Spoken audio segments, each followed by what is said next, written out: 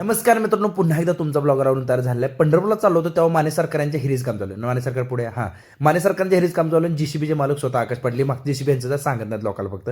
त्यानंतर वेदांत हॉटेलच्या शूटला पोहोचलो, तिथला शूट संपून घेतला आणि लगेचच परत चालत आलो, कारण केकेच्या हळदीसाठी आपण पहिलवान साऊंड सांगलो होता आणि श्रीपादचा साऊंड आला म्हणल्यानंतर मी येणारच घेऊ. आणि तिथे श्रीपादनं सगळं जोडाजोडी केली आणि त्यासोबतच केके देखील तयार झाला होता हळदीसाठी. सगळे मित्र देखील आम्ही तयार झालो होतो.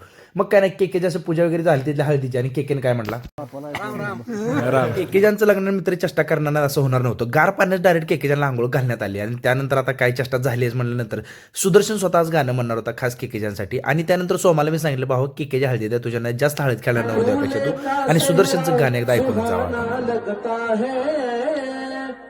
दूल्हे का सेहरा सुहाना लगता है, दुल्हन का तो दिल दीवाना लगता है, दूल्हे का सेहरा